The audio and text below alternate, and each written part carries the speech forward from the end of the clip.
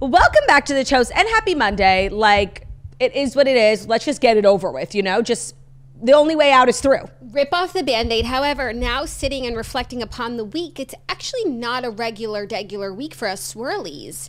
Not for the Jewish swirlies, yes. And for the toasters by osmosis, because we will be off for them. Rosh Hashanah is this end of this week. So we'll be off Thursday and Friday celebrating the Chag, which is very exciting. It's the start of the Jewish New Year, new beginnings, the Hills, new beginnings. Should old acquaintance be forgot? And they need to make that version in Hebrew for Rosh Hashanah. That song is so good. Yeah, even though that's like the official New Year's song, it has no place at the Rosh Hashanah table. Well, if they did a Hebrew translation, then I think we could make space for it. What do you think? I think that would be beautiful. But we do have a lot of songs. I feel like the Jewish religion is like all set on songs.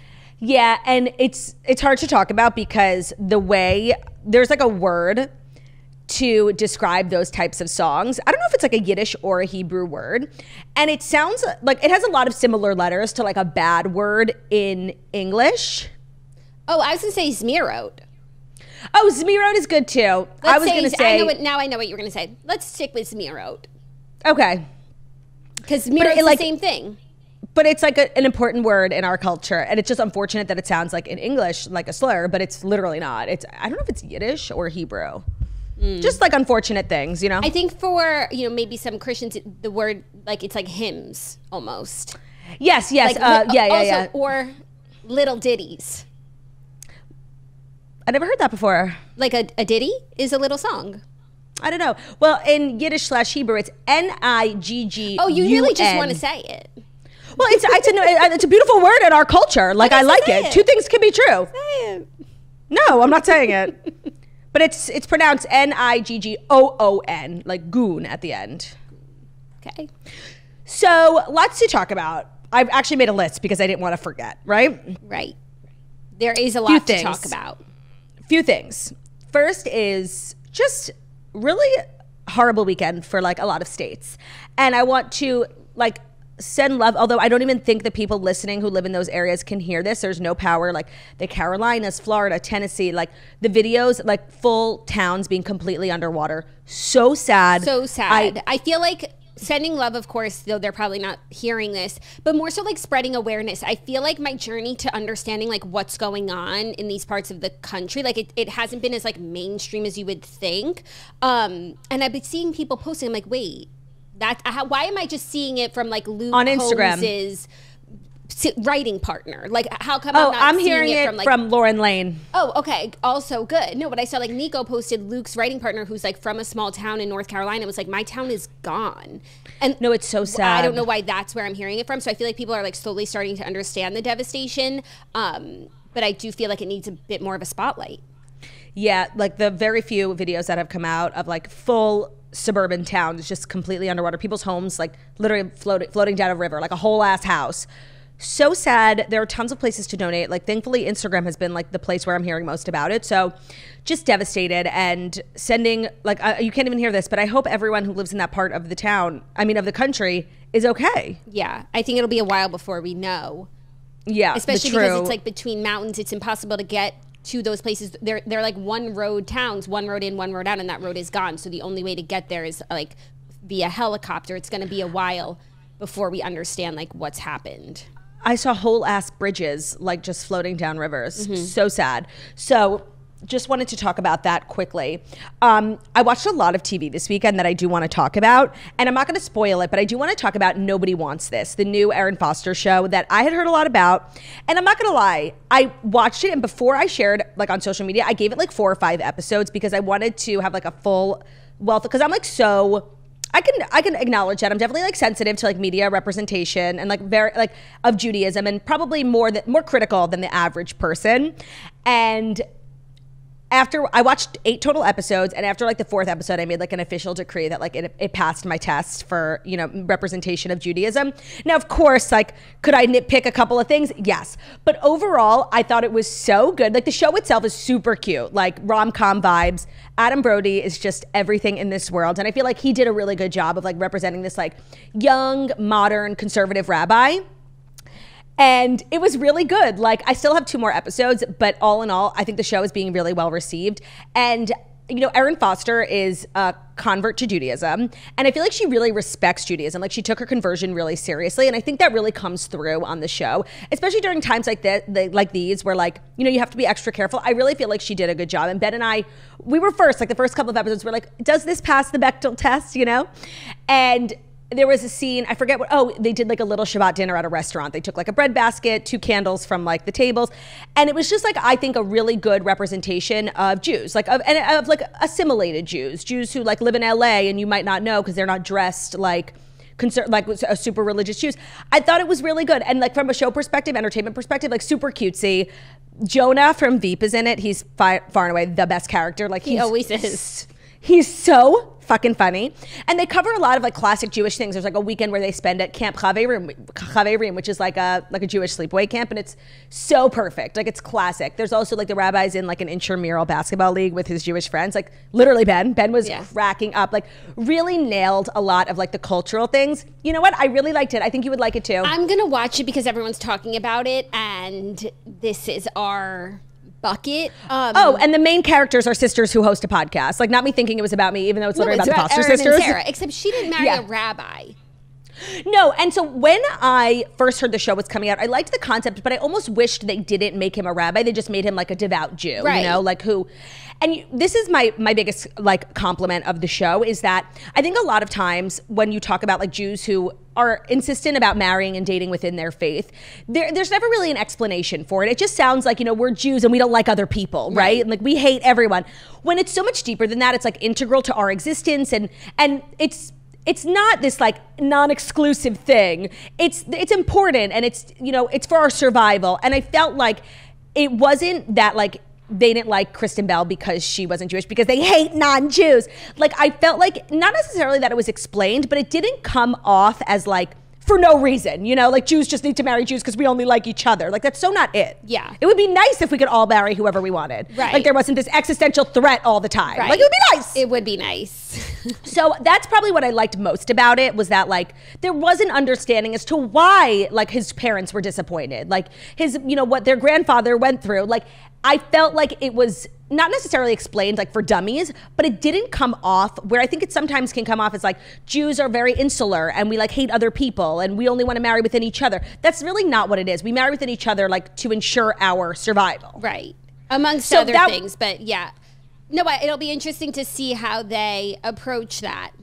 I feel like Erin's like respect and love for Judaism and love for her husband and her husband's family, I feel like it really came through, while also being like a cutesy, fun rom-com-y show. Yeah. With great music. Okay, great. I'm going to watch it. I had to do so much reading this weekend. My weekend was like kind of just, you know, not as much reading. We had sickness in the home, so I was just like making soup, alabaster. Yeah, I heard somebody was going around farting on your pillows. Nobody was going around farting on my pillows.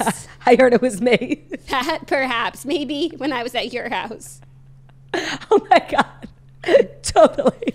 So it was just a home like we were just home the entire weekend, which was honestly really nice. A lot of playing but no TV. And I had to read for the Redheads we're recording today. It was my book. Have you been reading it? Husbands and Lovers. Yeah, I literally read like the first 5 pages. I told you, I'm like in a place in my life I cannot read. I'm really excited for the episode. I feel like people are not going to expect my thoughts. You hated it? I didn't hate it. I just I thought it was weak sauce.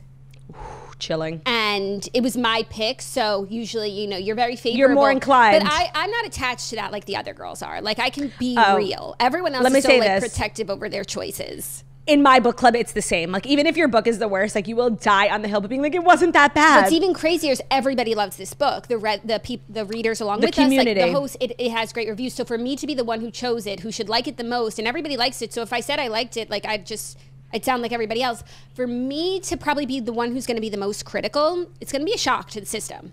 Wow, another scandal hitting the redheads community yet again. And the redheads are quite scandalous. And also, we haven't recorded since Dana gave birth, so we're going to get her birth story. Oh my God, you guys, the craziest thing, I keep saying this, the craziest thing happened in Dana's delivery room that you have to hear from her mouth to believe. Yeah, so all that's going down today. The episode will be up on Thursday. Check out the redheads. It's great. It's the only thing keeping me reading. So thank you, redheads.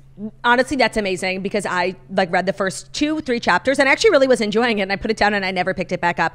I'm very much in my TV watching era, which, you know what, it's probably better for my job. So I just need to lean into the TV era. I feel like there was like literally a whole ass year where I didn't watch TV. Everything I'm back comes on TV. in waves. It's so true. You've got to follow the current. Not only am I in like my TV watching binge era, I'm also very much in my Sabrina Carpenter era, which like I was before last night, but I absolutely have to take a minute to just sing the praises of this queen. Like, Jackie, and I just was looking up. You have the floor. Take all the time you need. Jackie, I was just looking it up because I'm like, you have to go. But she's only playing Orlando and Tampa. I know. The furthest south she's coming is Orlando. She's not coming further south to South Florida. Margot said that maybe she'll add more tour dates because I think her tour is going really well. They're selling out, yeah. And I looked at the dates, but like to not even come to Miami, like, girl, what about Is she going to like Dallas? Not when I'm going to be there. I looked for that too. Okay, because let me tell you how fucking amazing it was. And you know me, like I like things, but I am always critical. Like I didn't like her shoes, but like they were homemade shoes? They actually were. I saw them on TikTok, like leading up to the shows, because people were posting like the opening nights. This is only the 5th show of the tour. I'm like, oh, that's interesting, like choice of shoes. Besides for like, you know, she wears her big boots that I love, like platform shirt girly. There's 3 acts, and there's a whole act where she wears these like tap jazz shoes. I'm like, what the hell are these? Whatever. It's so not important. The show, let me tell you, like Disney, they know how to churn out stars. From the vocals to the dancing to the lights to the set, like the whole thing. And what are we always saying? She has the most unique point of view, right? Her aesthetics are always matching her clothes, her graphics. Like there is this very fluid, feminine, and that was so clear in the show. Like the sets, the graphics, they were hysterical. She's very like funny, but it was all like a 50s, very like I Love Lucy, the screens. It was like a short and sweet TV. So cute. The feathers, the lingerie, like it was so feminine and so beautiful and sexy. And Margaret and I were talking afterwards because, you know, I feel like she does target like a younger demographic, and there were like teeny boppers around me, but it was actually an older crowd than I had anticipated. I thought it was literally going to be like, you know, when I was at Olivia Rodrigo, these girls like screaming, crying into their Snapchat, like crying, like not even watching the show, watching themselves cry on Snapchat. And I would say it's a little bit older, which I think is good. I think she very intentionally wants like an older audience because a lot of her music is very, you know, innuendos. And mature. It's a bit mature. The show was so incredible. Like her voice is next level. Isn't like it? she can belt, she can high voice, she can do it all. The songs, I only did it, and I'm not even like a die-hard, actually I listened to her whole, I will say like I'm a really big fan, but I didn't know about 2 or 3 songs, like older ones. The joy, like everything, she's so cute, she's so happy, everything was colorful and positive, like she was having the time of her life on that stage, like literally, and she was so proud to have sold out Madison Square Garden, and like she just kept thanking everyone, like really genuinely. She put on such a show, and you know, the tickets were so hard to get. Shout out to Remy Bader for giving me her extra ticket, like literally so nice. What were you going to do if not? I didn't realize you were going with Remetria. I was going with Remetria. Well, I was like planning on, you know, like either buying or like, you know, I was going to see the landscape. Yeah. And she was like, oh, I have a ticket. Do you want to go? And I was like, fuck yes. So I didn't even have to do any work. I saw Ben. And they were like amazing. At home cooking. I was like, damn, didn't get the invite. Ben literally sent me a text. Send videos. I like her too. Claudia, the whole night after the concert, I'm hearing the concert from my husband's phone, watching you and Margot's stories. Margot, like, he's obsessed. It was really hard to get tickets. Like Margot and I had to separate. Margot went, like it was kind of every man for themselves. I saw somebody, it was literally Eras Tour vibes. Like someone was selling a ticket, like a decent ticket for like $150,000. Like really crazy. She only did 1 show in New York. She's so mega. And like, it was just so exciting to see someone like at that level, like who was truly grateful for it, right? Like she couldn't believe everything that was happening to her. And she kept saying that like this year has been just a dream come true. To do it like really, I think she gets to make all the decisions in her career. Like everything she puts out is something she wrote and that she feels passionate about. And just, it's also joyful and it's also positive and fun and dancey. Like I left feeling so happy. That's how you should leave a concert. I love that. Bring back joy, as we've said. This is what I've been trying to tell everyone about Sabrina, and I feel good that you guys are getting it. But it's important to have like positive role models who are cheery, who are happy, who are inspiring people to feel that same way and not just like soaking up each other's misery. Now, there is one thing that happened at the show that I really did not like, and I think like you really won't like it either. It was weird. Well, as of right now, I'm not going, so tell me. Okay, so like the whole show is like very sexy, but like in a really tasteful way, because Margot was like, wow, it was so sexy. And like, yeah, she was like on a bed. Like, I'm trying to tell you guys, Sabrina is raunchy. Yeah, but it wasn't like, I feel like a lot of sexiness, like in music, it's like grabbing your crotch, right? Like she wasn't doing that. She was like very like Betty Boop. Yes, sensual and not so overt. Like, yeah, she was laying in a bed, but like it wasn't disgusting. I can't explain it. Like it was really sweet.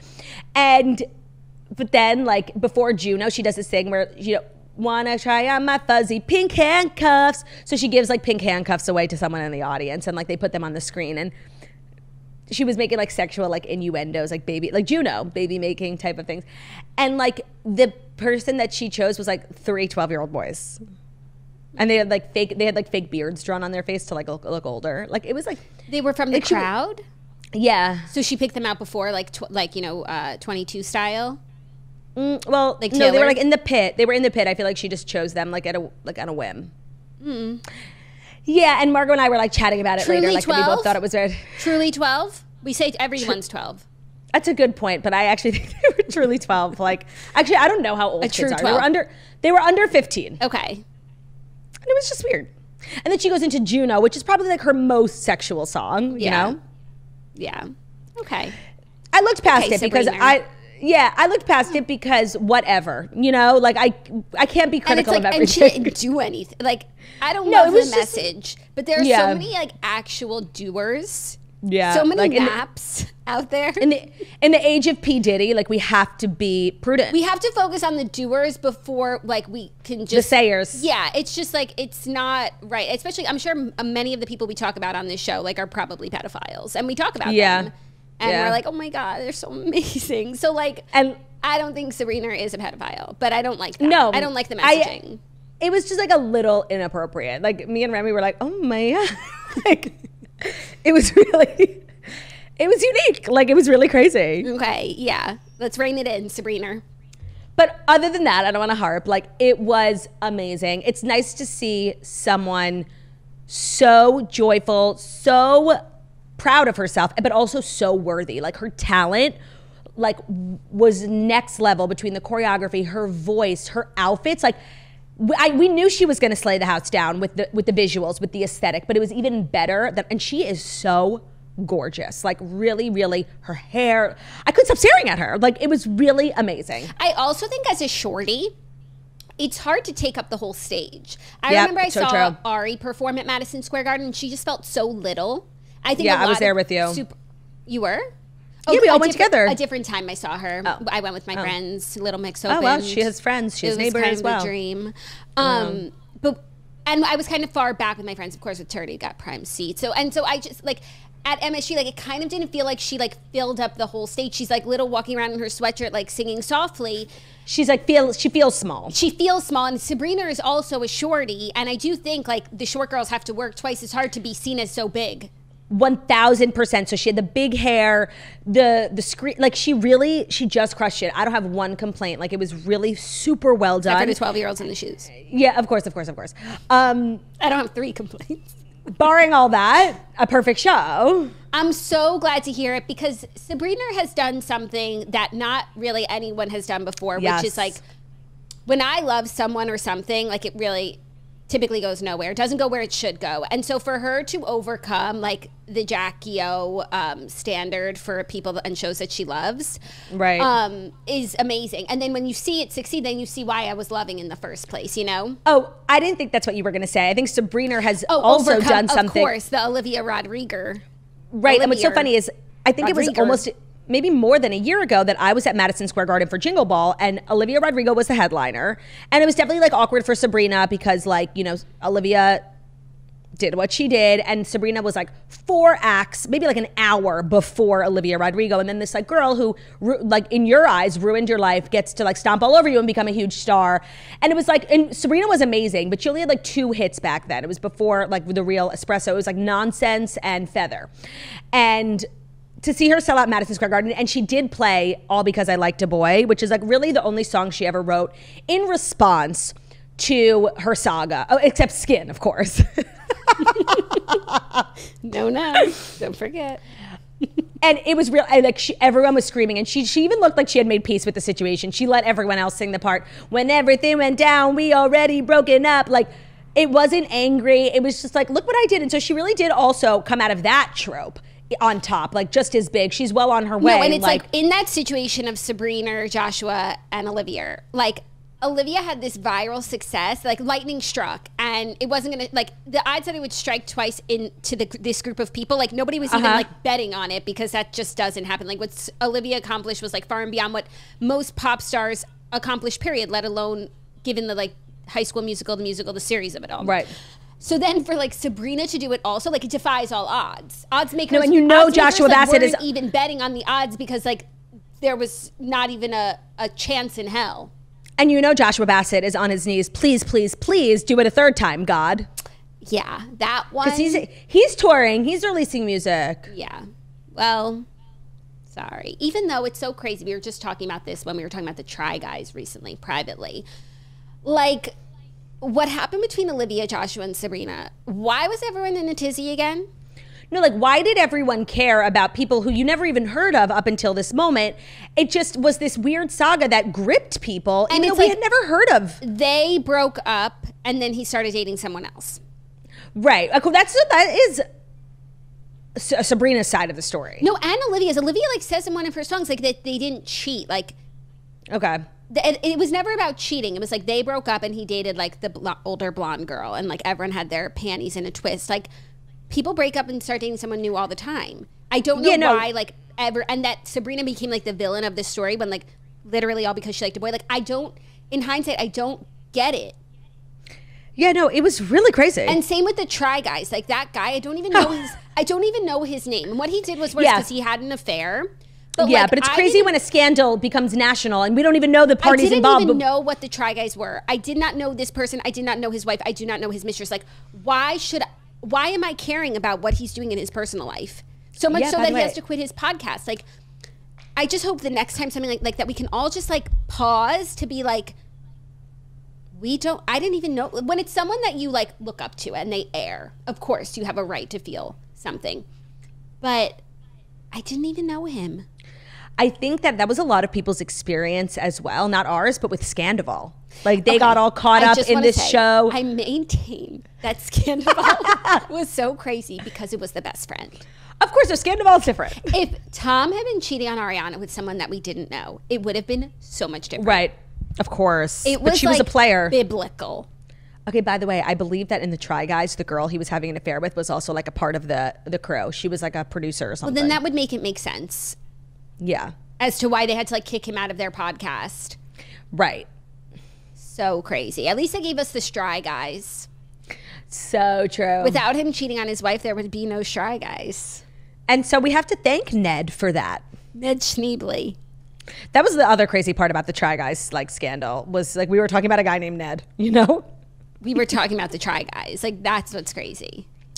All in all, I know nobody needs to hear this because like good luck getting a ticket, but if Sabrina is going to your town, like it's worth the fight for tickets. Wait outside, like it was. Bring a snack. C'est magnifique. Bring an umbrella. Get an umbrella. Map out your route. And make a plan to see Sabrina.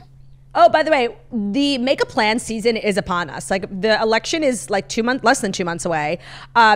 Your favorite influencers or celebrities are going to start talking to you like you're actually brain dead about how to vote. If you're mailing in, don't forget a stamp. Like they're really going to. You don't think it's pre-stamped? I do, actually. Don't forget to lick the envelope, like something. Like they are really, like I remember it happening last election season, and it wasn't a presidential election the last time I noticed this. This was like 2 years ago. So now that like stakes are higher. No, and now with like mail-in ballots, bring a stack. Election season like starts even sooner. I saw an influencer like saying she just got in her mail-in ballot. It's like it's September. I thought we had time. I'm telling you, this season is upon you. Don't have time. This season is upon us. Don't forget to pack a stack, bring an umbrella, bring a friend, map your route, and pick up an elderly on your way. She's a young, able-bodied woman, so like, why would someone like that mail in vote? That's a genuine question. I don't know. One time I mailed in vote in college because Hurricane Sandy. No, it was Hurricane Sandy. Okay. So it was like drama. I forget what happened that they like, and I was an NYU student, so they literally made it so easy. Like if you picked one up at your dorm. And then I remember like 6 months later, I got a letter in the mail being like, your ballot like never made it to us until it was too late. Like return to sender. So I'm just more of an in-person voter because the mail system failed me. I'm an in-person voter. And there's something exciting about getting the sticker, being a part of the process. Of course. And, I'm also like an in-person State Farm agent sort of girl. You so are. like, of course I'm taking my arse to the ballot box. We are also like knock wood, bite my tongue, like able-bodied. Like we can and we should. Of course. That's why I was asking about this influencer, like young, able-bodied woman. Going to vote where I vote is like a school, and I love the annual reminder that like I'm no longer in school. When I see, and it's always like an active school, like they get the day off, but like you see like their poster board up on the wall, the science fair. Let me tell you, I'm like actually having traumatic like flashbacks walking through these halls. It's such a classic high school. I'm like, get me the fuck out of here. And I think we like vote in the cafeteria. Like the whole thing gives me flashbacks. Gymnasium. Yeah, auditorium energy. This is my first year voting down here. Oh, what kind of facility is it? Like a church? What is it? I think it's like DMV. Oh. I have to check though. I have to like check where. That's just like where I registered, so I don't know why I assume that's. Oh, there's just like a big like there's big government infrastructure, I don't think you can vote at the DMV. No, like in the building where the DMV is. Sorry, it's like a big government. Oh, it's a complex. It's a complex. It's a complex, and it's quite a complex situation. Speaking of complex situations, how were the stories today? The stories are good. It's very female focused. Like it's a woman's world, and we are truly lucky to be living in it. Also, we need to talk about Katy Perry. Do you know what's going on? No, because like no one's talking about it. Like she released this album, floppity flop flop flop. So much Everyone in so America. That I've started to. I like 2 songs from the album, Wonder and All My Love or whatever. And I've actually started to like remove them from my liked playlist because I'm sick of hearing them. And by the way, Claudia, I never do that. It's just like when I follow someone, like you are followed. So let me just say, so she had this like absolutely atrocious launch, like kind of became a joke, a meme. She left the country. She went global. She performed at Rock in Rio, and she's now in Australia doing these like AFL. I don't know what it is. I think it's like a Super Bowl type of show. She is having insane success. Like people are dying over her performances. Apparently she's getting paid like millions and millions of dollars. She's crushing it. Like, and the reception has been so positive, like literally the opposite of what happened in America. She's like the #1 artist in Australia right now. Great. Yeah, I'm happy for her. Me too. Okay, that's good news. Mm-hmm. Good. Because it's the one you got. Yeah, who runs the world? Woman. Are Singular. you ready to get into the Fast 5 stories that you need to know? I really am. Without further ado, here are the Fast 5 stories that you need to know. It's as simple as that. Well, not quite, because the Fast 5 stories that you need to know are brought to you by Caraway. I'm so in my Caraway era because like the holidays are coming up. Ben and I are hosting Rosh Hashanah, and like we've really been like practicing our recipes. And Caraway is a cornerstone of Rosh Hashanah. You heard it here first. So Caraway makes the best cookware, bakeware, and if you're a home cook or a chef at any level, you can use Caraway cookware with ease. So whether you're amateur or you're more of like a Ben Saffer celebrity, you can really make the best of the best when it comes to Caraway. So Caraway's products are non-toxic, so they are made without any toxic materials like PFAs, PTFE, PFOA, other hard-to-pronounce chemicals, so you can feel good cooking for you and your family knowing that any, like, dirty chemicals aren't leaching into your food. It's also really easy cooking, so if you're not, like, the best cook, you tend to burn things, hi me, it's good for idiots. Its ceramic naturally slick surface means that minimal oil or butter are required for slide-off-the-pan eggs and easy cleaning. And they're really well-loved. Over 65,000 people have rated 5 stars about their Caraway kitchen. Now it's time to try it for yourself. Every time I get something new from Caraway, whether it's like just got their peeler, like their bakeware, their food storage, like it just gets better and better. They're really a brand, like if I need something, I'm just gonna go because I know that they make it the best. Visit carawayhome.com/toaster10 to see all of our favorite products and the cookware we use to make cooking easy for even the most amateur home chefs. Plus, you can take an additional 10% off your next purchase. This deal is exclusive for our listeners, but only when you visit carawayhome.com/toaster10 or use our code toaster10 at checkout. Caraway, it's non-toxic cookware made modern. Today's episode is also brought to you by Stamps.com. Being able to run your business on your schedule is important. So if mailing items like legal documents, checks, or marketing materials takes up a lot of your time, Stamps.com is the time saver that you need. Cut down the hours spent on mailing and shipping with Stamps.com and do it on your own timeline, not anyone else's. So from small businesses to multi-location organizations, Stamps.com handles all your mailing and shipping needs whenever, wherever. Seamlessly connect with every major marketplace and shopping cart if you sell products online. Access the USPS and UPS mailing services that you need to run your business right from your computer or your phone at any time, day or night. No lines, no traffic, and no waiting. The best part is the savings you're going to find when you use Stamps.com. So you're getting rates that you can't find anywhere else, like up to 89% off USPS and UPS, order and shipping mailing supplies, labels, even printers from their supply store when you run low. So take care of all your mailing and shipping needs wherever you are, even on the go with Stamps.com. They'll automatically help you see your cheapest and fastest shipping options from different carriers. You can easily schedule package pickups through your Stamps.com dashboard. All you need is a printer and a computer. They'll even send you a free scale. So free up more time for more important business with Stamps.com. Sign up at Stamps.com today and enter our code TOAST for a special offer that includes a 4-week trial plus free postage and a free digital scale. There are no long-term commitments or contracts required, but only when you go to Stamps.com, promo code TOAST. That's STAMPS.com. Our code is TOAST for a special offer that includes a 4-week trial plus free postage and a free digital scale with no long-term commitments or contracts. Today's episode is also sponsored by BetterHelp.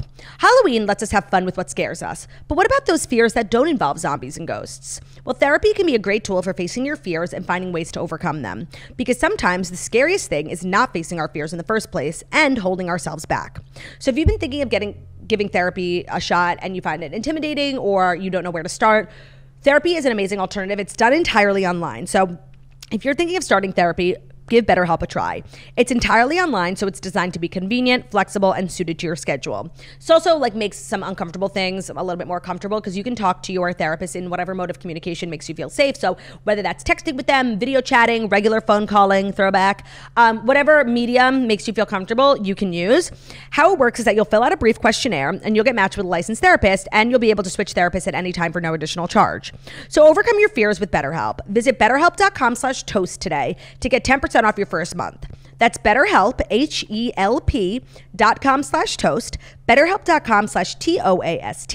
Thank you to BetterHelp for sponsoring today's episode. And again, if you've been thinking or looking for a sign that therapy might better your life, check out BetterHelp. It's done entirely online. It's convenient. It's accessible. It's way less scary and way less awkward than so many of the real in-person therapy things. I don't know, going to someone's office. It's just weird.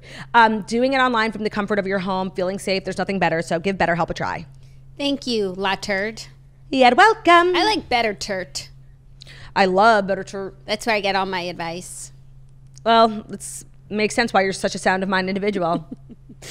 Our first story, Ariana Grande is on the cover of Vanity Fair along with her Wicked co-star Cynthia Erivo. There are a couple of covers, joint, solo, and she's talking about her man's SpongeBob Ethan Slater. She's talking about a lot of things, the movie, yada yada, women. Women, of course. But for the purposes of today's episode, she's talking about her man, Ethan Slater. And this is what she had to say about their relationship amid headlines about their respective divorces. So she clapped back at the criticism by saying, quote, "The most disappointing part was to see so many people believe the worst version of our relationship. There couldn't be a less accurate depiction of a human being than the one that the tabloids spread about him. No one on this..." Him? What? Him? No one on this... Yeah, that he left his baby for the big pop star who...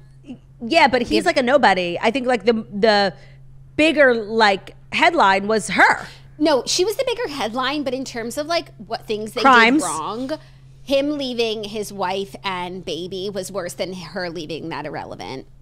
Yeah, but I think it was more her stealing the man and father. For sure, but we do have to put the onus on the man that of he course. has self-determination and she Free will. can't steal him. Though I do think she has some womanly wiles, but that's neither here nor there. For sure. In a good way. Yeah. She said, "No one on this earth tries harder or spreads themselves thinner to be there for the people that he loves and cares about. There is no one on this earth with a bigger heart, and that is something that no bullshit tabloid can rewrite in real life." She went on to clarify that she is not the evil diva that people have portrayed her to be. She said the back and forth throughout the course of my career has been really hard to navigate mentally, claiming that the media has been trying to destroy her since her teens. Okay, I want to talk about a bunch of different things. First, I want to talk about SpongeBob. And I want to operate under what she's saying, which is like, he is the best person. The picture that has been painted of him that he like left his wife and child is not who he is. She will never talk about and clarify what happened. That's the thing. But okay, maybe she doesn't want to because out of respect. Out of respect for the baby or the mother, whatever. What could it be? How could this have gone down in a way? Like, that was kosher. Did the mother have the affair? So she has maintained in her own way, like whether it's speaking directly to media in a very subtle way, like she just did, or Bowen Yang has oddly been like a spokesperson for her, being like, everything you're hearing is completely untrue. So they have really maintained this line of like, this did not happen the way that you think it did. But they have not offered an alternative as to what did happen. And I find it frustrating because I want to know I'll make a decision when I know what happened. But for right now, I'm only being given one version of events. And then the other thing I'm being told is that's not true. Okay, but I need more than that, or just don't talk about it. Yes, I'm going to believe her though. Like, I believe that it did not happen in the way that we think because like, she's how did it happen? So adamant. So what do I think happened? I don't know, like my imagination isn't that big, but like maybe the ex-wife like had an affair, the baby's not his, he got in a paternity test like a few months after the baby was born because the baby didn't look like him. Like, I don't fucking know. But like, by the way, that is fair. Something bigger could have happened here, and she wouldn't say that because that's, putting these, she's not going to throw that in front of her, like to save her own arse, but she can like reiterate to her fans, like, it's not what you think. If you trust me and like you know me and I'm a good person, then you should believe me. And like, I'm believing her. I don't know what it is, but like I'm leaving space for the option alternative that it didn't go down in this way. Okay, sure. What way did it go down? Paternity incident. By the way, I like that. Like, that to me makes sense. Her like having an affair and leaving him, that seems less likely. But the paternity, because that's that's something you leave your wife and mother of child for. Because at that stage, like, you try to make it work, right? They're really, what could be so bad? But yeah, I guess if the kid's not his. But look at us. Now we're coming up with terrible theories about this victim. Like, I'm telling you, this story is so messy. They have to just tell us. But if it was something like this, they couldn't tell us. What are they going to air this little baby's dirty laundry before the baby's even won? Yeah. Well, I guess we would need to know, like, it would be easy for us to surmise if this potentially, like, conspiracy theory was true. Like, is he still seeing the baby? Like, does he have visitation? Because if it's not his kid, like, bye. But maybe he's committed to being a father to this baby. Figure, and that's why he's looking out for the baby and won't throw the baby under the bus. And the baby's mother. I don't know. Just saying. Anything could happen. The book I was reading was about a couple paternity incidents, so it's kind of top of mind. Well, no, it's a good theory. I like it. It obviously needs to be worked through a little bit. But this very subtle way of like addressing directly but not saying anything, it's frustrating for sure. Yes, but now as Ariana's fans, and I don't know if you're among them, but like Ari's fans I am. Need to, and like, her stands even, like the Arianators, like really need to like look within and be like, do I believe Ari? Like, do I believe my girl? Some people won't and some people will. I think that's all she's asking for is like the benefit of the doubt. And I'm giving it to her because that's also fine. I like her and I want to listen to her music. Well, the shocking part of this whole saga, like, isn't really what went down. It's the fact that like Ariana Grande, one of the biggest pop stars in the world, one of the most beautiful women, successful, talented, like that this is who she chose. Like, that is definitely surprising, no? Yeah. But she doesn't have a track record of like amazing like taste in men. Like, even Dalton, who? And it seems as though she doesn't like have a type physically. She go like no, I feel like she does, like really skinny, like nerdy, like looking. No, I will say, like, for me, her OTP is Big Sean. Like, right, and he's even not skinny, nerdy looking. No, he's also like so happy, and he's been in like the most long-term relationship since Ariana Grande. Like, they're never getting back together. Yeah. But that was a good time for all of us. I just really hope that these two stay together at this point. Like, they have to. Even though, what has it been? Like, it's been over a year. Yeah, it's been over a year. It was like last summer, I think everything went down. So it's a real relationship. Yeah. So, anyways, Wicked comes out soon. I got a PR box. I got admitted to Shiz University. There's been some confusion overruling here at Shiz. Wait, that's premium as hell. I know. I got a am sweatshirt so that excited. says Shiz. Zach was wearing it all weekend. It was cracking me up. Sick. That's literally sick. I'm so jealous. Yeah. I am so excited for this movie. Like, it looks so good. I think Cynthia Erivo is like the most talented person on the planet. Like, I cannot wait to see what she does with Glinda. The soundtrack, I literally can't wait. I mean, we've been talking about it for so long, and it's literally here. Like, I know. it's time. The PR box came, and I was like, what? Oh, I guess For it's next almost year? November. I guess, if people are mail-in voting, we can start promoting the Wicked movie. 1000%. They're on the same track. But of course I'll care for Nessa. But of course I'll rise above it. I can't wait. Like, seriously can't wait. I'm sat. Bring your pillows to the theater. It's going to be a long 1000%. one. Well, it's actually 2 separate movies. That's how long. That's like really crazy. And they're going to make us wait like a whole year in between. And it's actually perfect for me because probably by the time I see the movie, The second one will be out. That's like where I'm at. I saw Barbie a year later. I could hold off. She's on her own schedule. I you could guys. hold off. Like, I still don't know what happened on Real Housewives of Salt Lake City that everyone's quaking over. That's so crazy. I know. She's also never seen like a single video from the Eras tour. I've not seen Eras Disney Plus. It's insane. It can be done, and I'm a very online person too. I feel like there are people who have those things about them, but they don't have social media. Like, I am online most of the day. I look for stories, like, and I have my blinders on. That's so crazy. Yeah. So, just something about me. Are you ready for our next story? Another couple that I really needed to stay together that didn't. Who? Kristin Cavallari and her influencer boyfriend Mark Estes have split after 7 months. Let me tell you, and I kind of was riding for them. I'm shocked. I know, because he was also like very recently on her podcast talking about like how it's the greatest sex he's ever had. No, like, I feel like every time I was reading about them, like, it was so amazing and positive as recently as a few weeks ago. So how do you go from like amazing and positive to broken up in the span of a few weeks? and obviously like zoomed out, it's not shocking that like her rebound 15-year-old boyfriend, like that it didn't work out. But if you take a closer look and you've been watching them as we have, you know, I started to think these two were the real deal. Let me tell you what it reminds me of. Pete and Kim, where it's like at first it's like, what? These two are dating? What the woo? And then I actually think they were I think they were together for about 7 months, and by then I was like, oh, you know, an odd couple, but it works perfectly. It works. And then they broke up, and I was genuinely shocked because I had fully come around on them and because of everything they had put out. But maybe maybe they are similar in the sense of like this sort of relationship has a 7-month shelf life based on whatever issues come with the age difference, the difference in lifestyles, difference in where you live, difference in careers. Maybe it's 7 months. No, and I think when it's a relationship with like a much older woman, at some point the relationship does reach a dead end solely due to like having kids, right? I don't think Kristin Cavallari wants to be out here having babies. Like, she's done that already. Same with Kim. Like, and then this is like a young sprightly man who obviously always pictured himself as a father, and that reality setting in that like maybe that's not what's going to happen. I think that's part of the 7-month itch. Yes, perhaps. Though I could have seen her having his babies. And same for Kim, because Kim always said she wants more kids. They did that Vanity Fair interview where they said Kim was probably the one most likely to have 6. She would have a surrogate. She has her eggs frozen. I don't see Kim having more kids. But literally when she was dating Pete, the sisters did that interview, and the interviewer asked like who's most likely to have 6 kids like Chris, and they said Kim.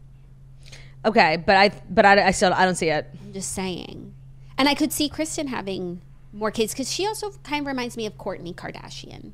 Yes, because she's like earthy and like doesn't vaccinate her kids, so it's like woo woo energy, and like clean and very like natural, and it's natural to be in love and have a baby. Of course. But I also think Kristin's like a girly, like a fun girly, and I think like there was a time in her life where like that was what she was doing, and now she's like business owner, famous girly, like Cabo, Mykonos. Yeah.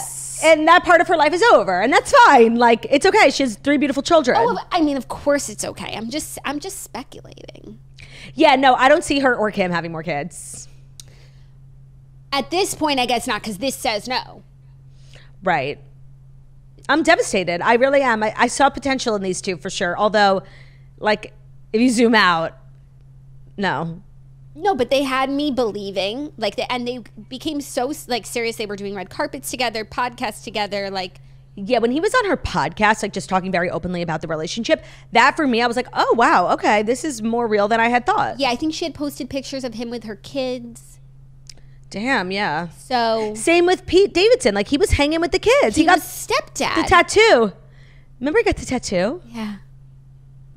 Yeah. That was a crazy time. It was. So I will genuinely miss these two as a couple. I wish them both well and endless happiness. And if the Montana Boys have no fans, rip to me because I passed away. They are so cute. Like, I like what they've got going on. Yeah. Well, now we could put her back on the list. And she's a good one to have on the list. Yes, she is. She's kind of a core tenant of the list. Yeah, and she's like flexible. Like, she can date an influencer, but she can also date like an older businessman beau. Yeah, and she's like divides her time. Nashville, LA, New York. Like, I feel like we could put her with someone different cities. Transatlantic. Yeah, I love that. Yeah. Okay, well, wishing everyone the best. Truly. Are you ready for our next story? What story? Number 3. What number? Yeah. A couple that did make it all the way, thankfully, and now they have bought a new house. Olivia Culpo and Christian McCaffrey bought George Clooney's LA mansion for $14.5 million. Not only did they buy a house, they bought like the house. Olivia and Christian are reportedly the new owners of George Clooney's former LA mansion. They purchased the Fryman Canyon estate from George for $14.5 million, TMZ reported on Sunday. The 7,000 square foot, 6-bedroom home offers lots of privacy since it's secluded and surrounded by dense trees. The property also features a 3.81 acre plot with a separate guest house, pool, and tennis court. Like, this is a palace fit for a queen. And I have long felt that Olivia Culpo, like, deserves to live in George Clooney's former home. And, like, now she's at that level, and I'm really, really excited for her. I'm really excited for her. And you know what else I love about Olivia Culpo, and this is why everyone should watch the Culpo sisters, is, like, she lived in, like, this gorgeous house in LA that was in Architectural Digest that, like, looks like a classic beautiful home, and, like, it was so well lived in. Like, her family was always there. Like, every room was filled with people, filled with love. She's always cooking. Like, she really lives, like, she will enjoy this house.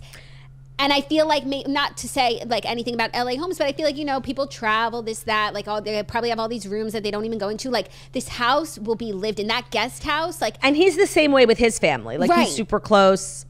No, okay, but I was actually thinking about her actually yesterday because I was watching the 49ers game. They won. And I was thinking about him and how like, you obviously have to have a place in San Francisco if you're on the San Francisco 49ers. Yes. Like, and then you have, because I think, like, the use checks, like, they have a house, obviously, that they live in, like, in San Francisco for the season. And then they live, like, their home is in New York. Yes. So I guess their home would be LA for her work. Yes. So he had sold his properties in North Carolina when he moved to the Niners. He got a place there, and then in the off season he was living at Olivia's house in LA. Oh, and so now they have, like, a marital home. And now they have a marital home. Unclear what her, like, they'll probably list the former home, but there's not details on that. Right, and that was, like, her former home that she, like, bought and paid for herself. Like, love to see it, but now she's in a dual income home. He does very well. He has, like, one of the biggest contracts in the NFL. Like, yeah, they need a $15 million house that was, you know, formerly lived in by Amal. Like, it's perfect. It is perfect, and they do need a $15 million house. Like, they really have that much, like, family and friends who are constantly staying with them. She has her, like, nieces and nephews. Like, it's a house, like, brimming with love, and I'm so glad to see, like, every room will get used. Now, I watched the 49ers game last night. Brock had they played amazing, but also, like, the Patriots, like, stinkeroony. Like, it's not hard to, like, be good. So let me just say that. But Brock was really having a great night. But something kind of crazy happened twice. So they scored. The Niners scored, but, like, a flag got thrown because George Kittle, like, allegedly was holding. He wasn't. He really wasn't. So they took the touchdown away. But they still had another chance. They make a touchdown, Kyle Juszczyk. And Kyle Juszczyk's job isn't to make touchdowns. Right. So it was like just like kind of an amazing day for him. He made this like great catch. Flag, George Kittle. They took it away. Literally, they lost 2 touchdowns in a row. Then they scored again. George Kittle, the most amazing catch you've ever seen in your life. He's like, damn, I fucked up 2 touchdowns. I got to make this one. And there were 3 guys guarding him. He jumped up in the air and he caught it. It was very heroic. But I know he felt a lot of pressure in that moment for like losing 2 touchdowns for the team. That he was like, listen, I got this. Don't worry. Kind of an amazing game. So proud of my guys. Because I'm not like other girls, you know? In the sense of... I watch football like for fun. Oh, of course. Of course. No, I'm happy that they won. Given this purchase, we do need season 2 of the Culpo Sisters. Totally. And if you haven't watched the Culpo Sisters yet, like you should. What happened to the show? So it was on like TLC Discovery Plus. Then it got moved over to Max, which I think was like good. It's a good thing. Yeah. And then I think they were probably waiting to see like how many like post show streams it got and it would get picked up for a season 2, but it hasn't yet. Well, that's kind of your fault. I did everything I could. You liked it too much. I know, but it's also like maybe because it was like so good and positive and sisterly and loving that the world couldn't handle that. Yeah, that sort of joy. It's so true. I'm sorry. I know how much you liked it and how kind of often you reference it. It was a really great window. Totally. Into a great group of gals. Braxton's there. Wait. Braxton is there in a major way, like so much so that you actually, when you're watching this show, you think that Sophia and Braxton are going to get engaged before Olivia and Christian. No, by the way, people forget Sophia was with him for years. No, but they were also so serious. Like they're both dating these football players, and like it was kind of awkward for a second because it's like Olivia's older, they've been together longer, but like Braxton and Sophia like seem more serious, like ready to go. That's really crazy. That's not what happened. Yeah. Really crazy. Damn. Well, Olivia, no, what's her name? Sophia has a boyfriend now, so everyone's sort of settled. Like Braxton and Alex seem to be going well. Danny and Zandra seem to be going really well. It's a very incestual circle. Like the TikTokers from Miami and the Culpos, like they can't escape one another. Danny and Zandra, Braxton and Alex, Braxton and Sophia, like they can't untangle. I know. Danny and Zandra are germane to this story. 1000%. Yeah. Anyways, Mazel Tov to the Culpo McCaffreys. I keep wanting to call her Trout Culpo. Oh, that's funny. You should. I know. Trout McCaffrey. Trout McCaffrey. I know. I just need to like let everyone know that if I do accidentally call her Trout, like I've been slipping. Well, feel free to explain to anyone. Because I call my sister Olivia Trout, and this is another Olivia. So when I see Olivia, I'm like, oh, it's Trout Culpo. What she's up to. When you think of Trout, what do you think of? Like not Olivia, Trout like the fish. What movie are they eating trout? Oh, Parent Trap. No, and Confessions when they go camping. Confessions of a Shopaholic, when she's like, I'll have the trout, and then when she's writing it down, she's like, you were a trout. No, I think of they catch trout on the fishing trip on the camping trip with Meredith, and they're like cutting it open, and she's like really disgusted by it. She was a trout. So she takes a Klonopin and goes to bed. Queen. Classic. Yeah. Are you ready for our next story? Our fourth story? I'm really not. Shockingly unprepared. I'm a mess. Is it the fourth story that's brought to you by GNC? It is. You know, if you're listening to this, you probably have a lot of goals, but not enough time to tackle them all. You want to get in better shape. You want to eat better. You need more energy throughout the day. Well, here is something that helps me get a little closer to all of those goals. GNC and their line of Total Lean shakes. So besides having great flavor, they're packed with a range of vitamins and minerals, which also help me stay energized throughout the day. Since going on my health journey, like protein has been a cornerstone of that. And that's, consuming protein in different ways. Shakes, Ben introduced me to shakes. Like they really are the best thing. They keep you full, they keep you energized. And I love the GNC brand. So they're going to give you nutrition through the original immunity of support. So that's vitamins and minerals are what fuel your immune system and can help you power throughout your day while you're feeling down. So best of all is that GNC Total Lean Shakes are clinically proven to help you lose nearly twice the weight versus diet and exercise alone. So you can start seeing improvements to your BMI in just a couple of weeks. You can get a little time back in your day knowing you've got one nutritious meal already checked off. I use them as a snack, especially like after workouts. I feel so hungry and like depleted, and just snacking on like crackers is not going to do anything for you. It's not going to move the ball forward. Protein shakes from GNC are so fabulous. You can find your favorite flavor today. Definitely try the Swiss chocolate. They also have zero sugar ones. I just tried the mint chocolate for the first time. Love the cookies and cream. Love the strawberry. GNC Total Lean Shakes are a bestseller for a reason. They have been helping people live well since 1935, so they know a thing or two. Right now, you can get 25% off all GNC Total Lean Shakes, bars, and more, but only when you go to gnc.com/toast. Use our code TOAST25 at checkout for 25% off today. Today's episode is also brought to you by Youthtopia by Origins. So Origins, which is a leader in plant-powered high-performance skincare, is now introducing their latest innovation, Youthtopia, a groundbreaking collection that taps into the universal symbol of health, the apple, to deliver the transformative results that will protect your skin's future. So at the core of Youthtopia are two products, the peptide plumping apple cream and the refining apple peel, bursting with activated stem cells and powerful peptides, helping you hold on to the smooth, plump, and bouncy skin that you have for longer. Experience more radiant skin in just 1 week with the refining apple peel, while the peptide plumping apple cream provides instant plumping effects all day and all-day antioxidants and protection.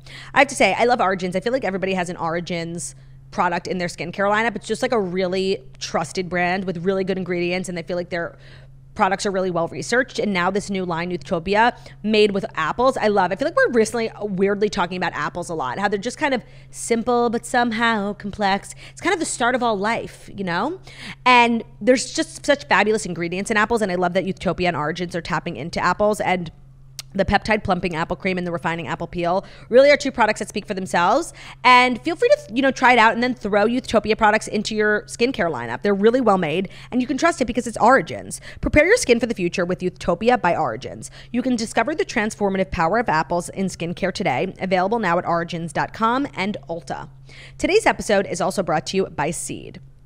So Seed's DS-01 is a 2-in-1 probiotic and prebiotic that promotes benefits in and beyond your gut. So I feel like everybody's always talking about guts and how we can, regulate them and make them better. And I think that if you're looking to get on a probiotic or a prebiotic, Seed and the DS-01 Daily Symbiotic are the best place to start, because there's tons of different benefits from like getting your gut in check. So obviously gut health, but also skin health, heart health, immune health, gut barrier integrity, gut microbiome balance, and micronutrient synthesis. And you can do that with just 2 capsules a day from DS-01. It's formulated to reduce abdominal bloating and intermittent constipation after 2 weeks. It also includes strains shown to support clearer, healthier looking skin in as little as 12 weeks. So I think a lot of people start with their gut for digestion, whether you're not regular or, a little constipated, or you feel really bloated because you're not going regularly. And then once you start taking Seed, you'll see your gut feeling so much better and more regular, but then also a ton of other benefits like skin and heart health. So if you need further proof, 81% of members feel less sluggish after meals after starting DS-01, and 80% of Seed members feel more in control of their whole body health since starting Seed's DS-01. So get great gut health for less than $2 a day by going to seed.com/toast. Use our code 25toast to get 25% off your first month. That's 25% off your first month of Seed's DS-01 Daily Symbiotic at seed.com/toast. Code 25toast. That's seed.com/TOAST. Code is 25toast. 25TOAST. Thank you, 25 Chert. You're welcome. Our next story, the Sunday Times finds themselves in another little muckraking scandal again, because Sophie Turner.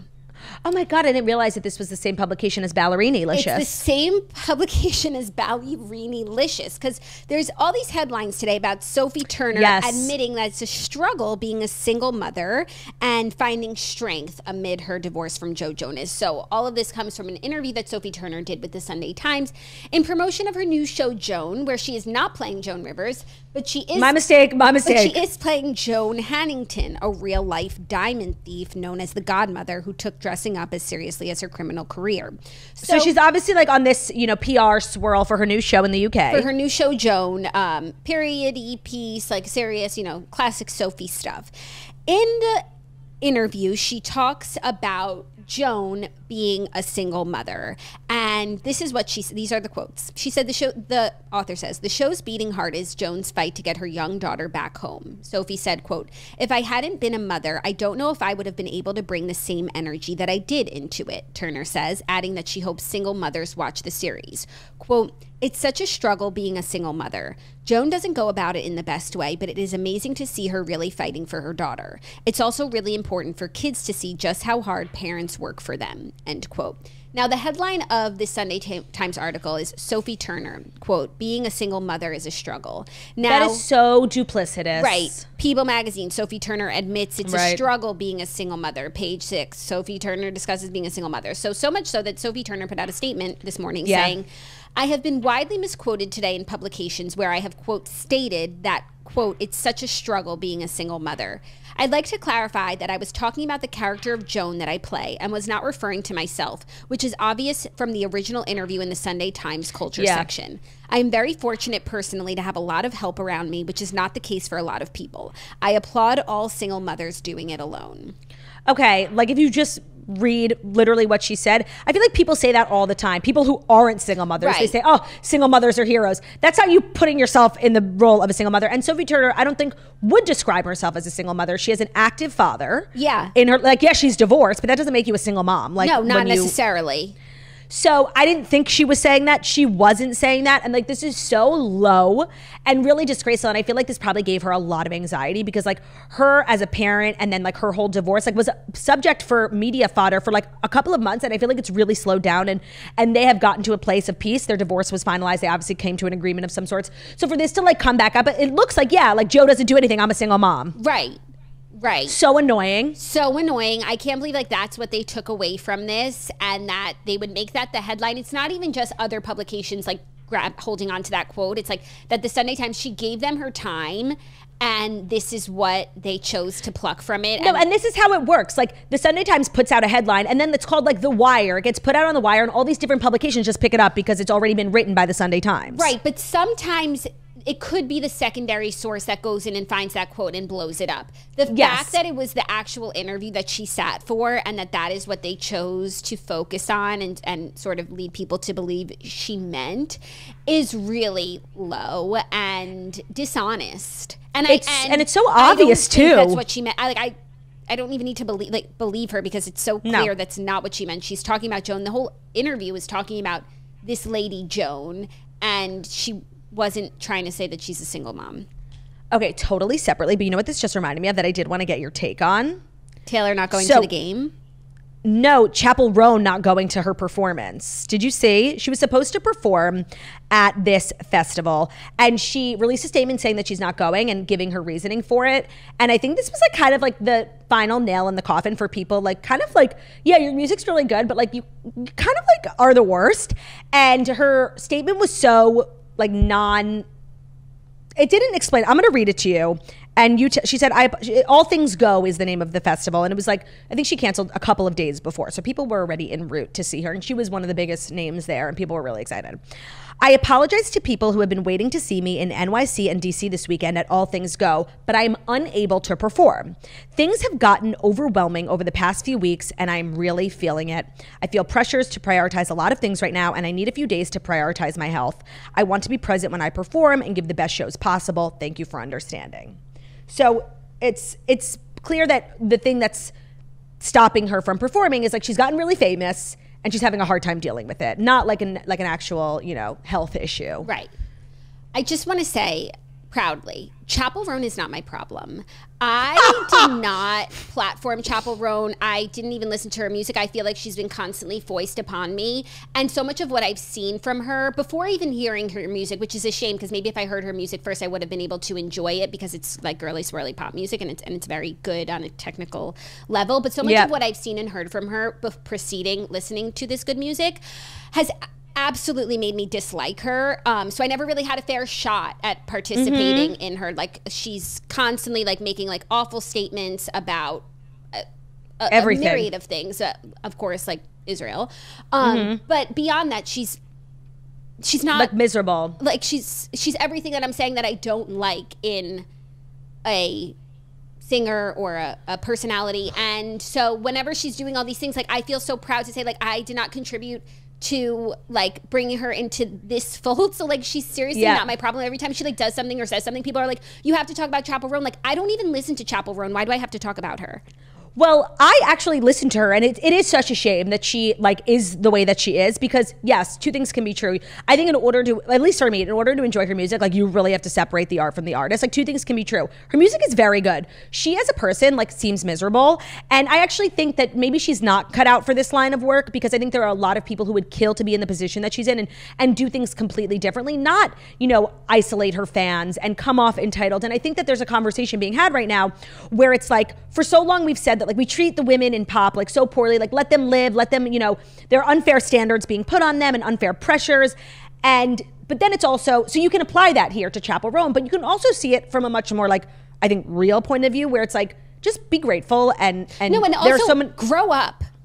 Things are hard sometimes. Work is hard sometimes. There's pressures. We all experience different pressures in whatever job you have, from a coal miner to a stay-at-home mom. Like there's pressure, and you have to sometimes push through it. Like, right. So other artists are chiming in, and I actually saw John Summit, who's like on tour, made a video. Who's that?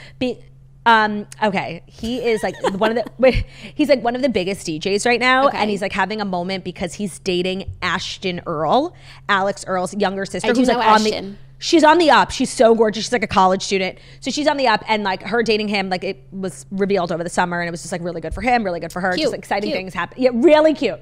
And he was like, he made a TikTok like checking in, like, hey, I'm on tour, like hope everyone's doing well. I see a lot of people talking about, you know, artists canceling shows, and I want to put my 2 cents in. And he was basically like, we are so lucky to get to do what we do. Like there are people who are working like 18-hour retail shifts. Like that's hard.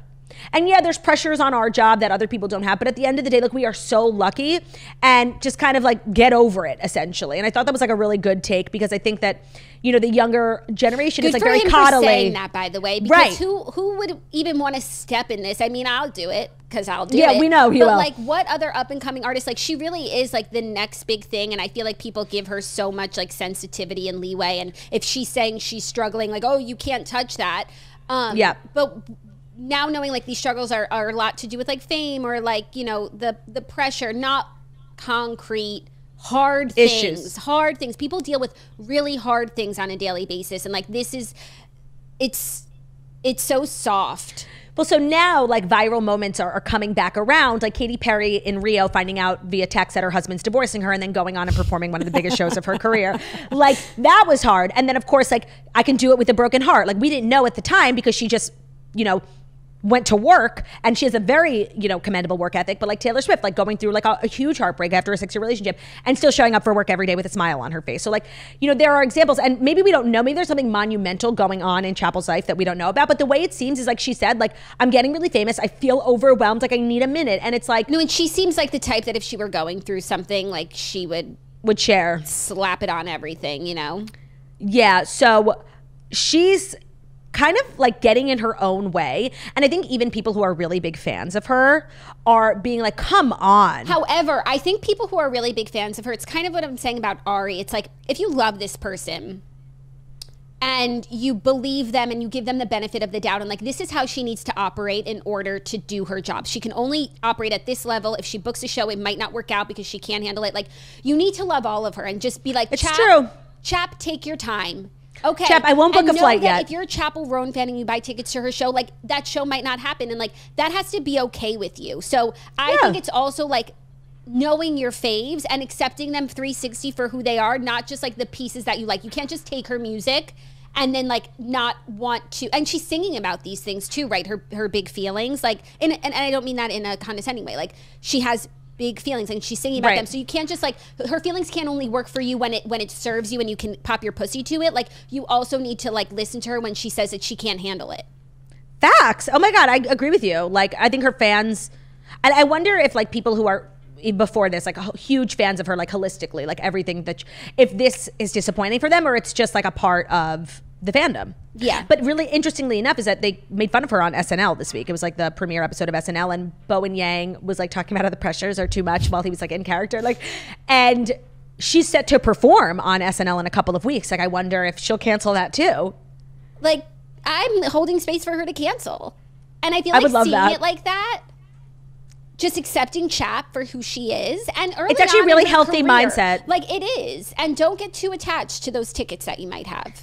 Right. Don't book a flight yet. Like, wait till. And I would love to see an artist, because I really can imagine the tour life and the performing life, like it being not for everyone. Hard. I would love to see an artist who just makes music. Like, they love making music. People love their music. You shouldn't stop doing that, but you don't need to tour every album. You don't need to go to these shows and go to the ends of the earth to like pick up fans, as opposed to like people can listen to your music and support you in that way. Yeah, you won't make as much money, but like you will have peace of mind. That's what Louis Capaldi is doing now because his health has really suffered. And as a Louis Capaldi Miley Cyrus fan, too. As a Louis Capaldi fan, that really works for me. Like, I want Louis to be well, and I also want to listen to his music. So like, put out whatever you want, whenever you want. I expect that I won't see you live. That's fine by me. No, I think that's a really good like way of looking at it, and I think a lot of artists come to that conclusion, unfortunately, in a really hard way. Because I think Justin Bieber had a similar experience where like it was a couple of tours where they got off, starting good, and then it was just too much for his health, for his mental health. And I don't think he's ever plans on touring again. Like I think he plans on like popping up and doing some live shows, like sure, but like being on the road 4 months at a time away from your family, like it's not for everyone. And I think that's so normal. And like it's not a normal way to live. Right. So to be against it, and like to not have it work for you, that's fine. And to not want to like push down whatever you're feeling just for the sake of the show, that's fine too. Prioritize yourself. But you need to know that. And you need to like not book shows, because at the end of the day, like people, they spending hire tons their of money. They're spending plane tickets. It's wrong. Yes. It's wrong. Agreed. However, at this point with Chappell, since she's a canceller, just get the refundable, buy the insurance Tickets. on the plane tickets. 1,000%. So, yeah, and probably if you don't tour your songs, you're not going to have as much success as you would have if you played them at Rock in Rio and whatnot. Be okay with that. And I think that's fine. You'll still have success. But you know what? Then there are artists who don't tour in the traditional way, but they play huge festivals, like Lana Del Rey, right? She's always playing these like 100,000 person festivals, but she doesn't have like tours, every year and drops an album and then does a tour. She does her own kind of thing, and that's a way to do it too. Like, and I think Chappell Roan's an amazing live performer, but maybe she can't handle that life. So she should follow like the Lana Del Rey. I think she performs like once or twice a year. I think she should write her own ticket. Maybe she does a concert special. Maybe she like does a video concert. Could be live with audience or not, where she just like does a direct to DVD sort of thing. Love that. Catch Chap, but she can drop it on her Patreon. Blockbuster. Yeah, like I'm into that. Yeah. And she seems like she's like talented enough to be able to do something different like that. I feel like some people have to follow the machine because the machine is their industry plans. Like the machine is what's getting them where they're going. They need it. She is the machine for her. It's true. Those are my thoughts on Miss Those are good thoughts. Very healthy. Our fifth and final story, some not so healthy news. What? Kim Richards has had a confrontation with Kyle after her psych hold. Her family is worried about her sobriety. So Kim Richards has been shut out by her entire family, TMZ has learned. But it's a case of tough love because we're told she's fallen off the wagon and was placed on a psychiatric hold earlier this month. But that hasn't ended the drama. Law enforcement sources told TMZ they showed up at a home Kyle owns in the LA area Wednesday night after a neighbor called them in hopes of getting Kim removed from the house. Apparently, the neighbors were concerned about Kim's behavior in the past. TMZ has told Kyle had let Kim live in the house, but she moved out a while back. But Wednesday, Kim showed up again. Law enforcement says Kyle told them she did not want Kim in the house because the family had cut all contact off in hopes that it would shake Kim and get her sober again. We're told cops explained to Kyle it was a civil matter and she'd have to file an eviction action. So Kim remains in the house. It gets even worse. Law enforcement told TMZ back in early September Kim was at a Hilton hotel in the LA area and was incoherent. Kyle was there. The cops were called, and when they arrived, they asked Kim to leave, but she refused. Law enforcement told TMZ Kim was placed on a 5150 psychiatric hold and taken by ambulance to a hospital. Oh, this is really sad. I don't know if I knew that she had struggled with her sobriety in this way. And I feel like she was on a really good path. I feel like we haven't heard about her and her sobriety in a couple of years. Like she was really doing well. Yeah, and she was and I think the sisters the last season all of in a good Beverly place. Hills, just like seeing the sisters being sisterly, and now that Kathy is in the fold too, you actually really see how the three of them are sisters. I feel like when it's just Kyle and Kim, like they're missing that. You don't get it. Yeah, they don't look alike, but all together, it was really sweet. So for this to be the next update is really sad. And I think that this is probably one of the hardest things about dealing with someone who has addiction. Like when the family gets together to be like, listen, this person's going to come to us for help. And we can't give them money. We can't give them a place to stay because you need them to hit rock bottom to have that realization that it's time to get sober. And that must be really hard to turn them away. But Kim can't be deterred because she's staying in the house. Right. And then also to make it matters even worse is that there's celebrities. This is public news. We're hearing that Kyle's trying to kick Kim out of her house to have her hit rock Right. bottom. Like, it's very unfortunate. It doesn't sound good. It's not a good situation, and it's just, I think that just compounds the issue because they have to do what they have to do, right? But then like you read it and it's harsh. But that's what people do. I think that's like the only way sometimes to get someone to see the light. So sad. Like, Kim is a queen, and I feel like she struggled so hard for so many years to get to a good place, and I thought she really did. I like kind of forgot that she even struggled. I'm like, she looked so like she had it together, and you'd love to see her back on the show. It felt like this real full circle moment. Like, she really healed and she could come back and just have fun with the girls and her sisters. And like, this is really sad. And the Richards sisters, when they have like, and they have a lot of issues, like whenever they do, it makes me so sad as a sister myself. Yeah. And I'm really thinking of them and Kim, and I hope she gets the help that she needs. And I'm sure her daughters are just like struggling majorly too with this, and you hate to see it. You really do. Yeah, it's very sad. Well, that's like a great way to end the show. Thanks so much for putting that at the 5th. Should I put it the 4th? I guess, yeah, we could have ended on our dissertation about Chap, and we would have ended with a little more spunk. Maybe. But would we have gotten to that level of spunk with that lull in between? I don't know. Maybe not. Maybe we would have just been like depressed and ready to wrap up the show. Yeah, and like you maybe not. Actually, Chap wasn't even a story. You brought her up. Yeah, you know what? Because I didn't know if you knew about what was going on with the Chronically Online, and I was curious if you had like a take on it. And you know what? You had a great take. I'm so glad I brought it up. I'm glad you brought it up too. I'm glad that I got to flesh out my take because every time I see it, people send it to me. I'm like, this girl is not my problem. Yeah. But in talking it through, I think we've ended in a really good place for Chap and her future and career. her fans, and how to like hold space for her if you're a fan. Yeah, I really think so. That. I do. But anyways, this wasn't going to be a story because it's like no news. But what do you think about Taylor not being at the games? It's definitely weird, like 2 in a row. Although, like, she has tour coming up, and like, in like 3 one months, thing about we're going next like week. 2 weeks. Sorry, yeah, I thought like it was kicking back up in December. No, it kicks back up shortly. And one thing about them is like they play hard, but they work hard. And like she's never going to let like a man get in the way of. She's got to work. So the timing is unfortunate given like, you know, the losses and then everyone talking about Travis's future. But I don't think she's like not there for any reason other than the fact that she has to rehearse. I think that if it were a better time in his career and whatnot, like she would have made it to a game. But it's better for her to not go to like avoid blame. To take blame, but also then people would say like he's focused on Taylor. Like I think it's actually better if she's not there right now and she has a really good excuse. However, I think if she wanted to be there and like if it was the Super Bowl, she could have been there. She could have made it work. But I think right now like the focus is on Travis on the field. Well, that's our show.